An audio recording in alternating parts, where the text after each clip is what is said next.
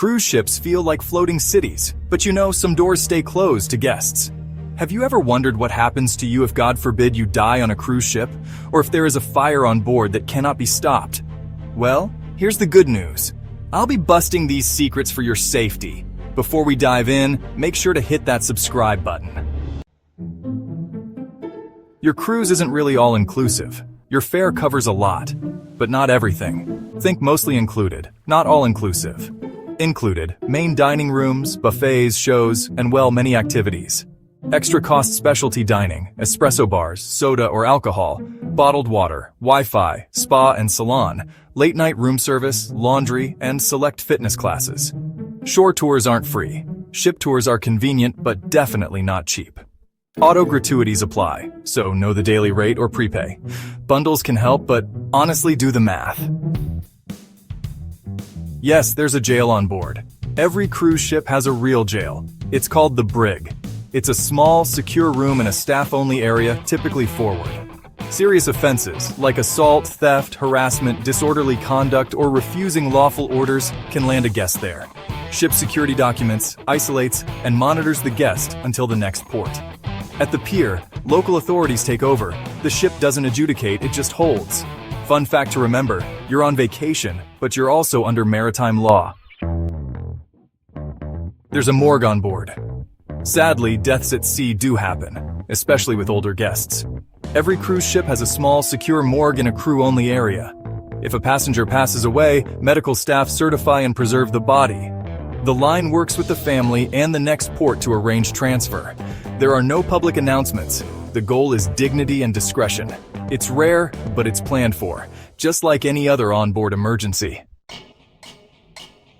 So, there are secret emergency codes you're not meant to understand. Over the PA, you might hear these calm phrases that aren't really for guests. They're actually crew codes to mobilize teams without causing panic. For example, Alpha or Bright Star means there's a medical emergency. Bravo is for fire. Oscar means a person is overboard. Code Red signals an illness outbreak. And Charlie points to a security threat. If you hear one of these, just stay clear of the area and follow staff instructions. Seriously, there's no need to film. Just let the crew work. They drill for this stuff constantly. Befriend the crew. But, carefully. Crew members work long hours, but honestly, most are wonderfully kind and super helpful. Just a friendly hello and using their name can unlock some great tips on quiet times, special menus, or even ship shortcuts. But remember, there are strict rules that limit socializing with guests. Private meetups, drinks, or gifts can actually risk their job. Want to thank them the right way? Leave a glowing comment card, mention their name in the app, or send a small note through guest services. Kindness is always welcome. Pressure is definitely not. The crew actually trains for pirate attacks. Pirates are, well, rare but real, and crews drill for them just like they do for fires or man-overboard situations. High-risk waters are mostly near the Horn of Africa and some parts of the Arabian Sea. If a threat ever shows up, ships increase speed, change course, dim the exterior lights, and secure all the doors. Fire hoses and sound cannons are ready. Guests could be asked to stay inside for a bit. On mainstream routes like the Caribbean, Alaska, or the Mediterranean, honestly, the risk is extremely low. Bottom line, it's all planned for, and you'll be told exactly what to do. Adults-only areas are hidden in plain sight. Many ships have 18-plus pools, hot tubs, and quiet lounges away from the crowds. They're calmer than the main pool. No cannonballs, fewer loud games, and it's just easier for reading and napping. These spaces are often tucked forward or under a glass roof, so honestly, they're easy to miss on the deck plan. Seats go fast on sea days, so arrive early or maybe drop by during lunchtime for open loungers. Check the app or signage, or just ask any crew member where the adults-only zone is. And keep in mind, age rules are enforced, so no just a quick look with kids. The crew's private pool and hot tub are off limits. Yes, most big ships have a crew-only sun deck with a small pool or hot tub. It's in a staff-only zone, usually forward, and it's strictly off-limits to guests for safety and privacy. For crew working 10 to 12-hour days, it's precious downtime. so please don't ask for access or photos. If you reach a crew-only door, just keep moving. Security will turn you around. Want a similar vibe? Try the adults-only solarium, a thermal suite day pass, or a quiet forward deck. Respecting boundaries keeps everyone's break and your trip running smoothly. Bigger ships mean a bigger fire risk. Fires at sea are rare, but ships are basically floating power plants with miles of wiring and heavy electrical loads. On megaships, a single fault can mean smoke or a small localized fire, which crews drill for constantly. Fire zones, sprinklers, and rapid response teams are designed to isolate and extinguish incidents in just minutes. You can help the safety system. Don't use banned devices, don't daisy chain adapters, and report any burning smell or flickering lights. If you hear Bravo and see doors close, just follow crew instructions. Those systems are working as intended. So here's the cruise weight surprise. Buffets, dessert tables, and those umbrella drinks, they really add up, fast. Actually, many cruisers report gaining weight on a one-week sailing, often 5 to 10 pounds in surveys. And it's not just about the food. You end up moving less, sitting more, and, well, celebrating more too. But there are some simple fixes. Take the stairs, walk the track after dinner, and book those active excursions. Start your meals with salad or fruit. Keep an eye on the bread basket, and try alternating every cocktail with water. Seriously, enjoy the treats. Just pace yourself so your souvenirs aren't all on the scale. Yes, the ship will leave without you. Ships run on really tight schedules. If you're late, they sail. If you're on ship-booked excursions, staff can sometimes coordinate delays when possible. But if you're on independent tours, you're on your own to catch up. Always follow the all-aboard time based on ship time, not your phone's auto-local setting. Build in a 60 to 90-minute buffer and set 2 alarms. Make sure to carry a passport or at least a copy, a credit card, some cash, and the port agent's number. Missed it? You'll need to arrange transport to the next port and call both the cruise line and the port agent immediately. Illness outbreaks do happen. Close quarters mean bugs spread fast. Norovirus is usually the main culprit. Wash your hands with soap and water for 20 seconds, because sanitizer alone isn't enough. Always use serving utensils and avoid refilling bottles directly from drink dispensers. If you're feeling sick, report it early. Medical staff can treat you and help reduce the spread. During a code red, expect extra cleaning and crew-served buffets. It's smart to pack anti-nausea and rehydration meds. Stay hydrated and rest up so you bounce back quickly. People do go missing at sea. It's rare, but honestly, it happens every year. Disappearances can be accidents, medical events, or intentional. Investigations involve the ship, the flag state, and local authorities. Stay smart on decks and balconies. Don't climb, sit, or lean over railings, ever. Late nights, plus alcohol, plus wind, plus dark decks equals risk. So stick with a buddy and know your route back. If someone in your party is missing, report it immediately. Minutes really matter. Carry ID, use the ship app or a meetup plan, and check in regularly. It was just after 10 p.m. on a Viking cruise. I was chatting with the cruise director, nothing out of the ordinary, when suddenly, a soft announcement crackled over the loudspeaker. She didn't respond. She ran. And I mean bolted to the back of the ship like she was chasing an ice cream cone in July. Turns out, the bridge had spotted a man collapsing near the infinity pool on the ship's CCTV. And that quiet announcement, it was code. A discreet call to action. That's when it hit me. There are things happening on cruise ships. Systems, signs, symbols that we're all surrounded by, but never notice. Today I'm pulling back the curtain. These are the hidden features, secret designs, and clever cruise tricks that are staring us right in the face. And yet most of us have no idea they're even there. Let's start with that CCTV camera. There's not just one. There are hundreds of them, tucked into ceilings, corners, lounges, and gym walls.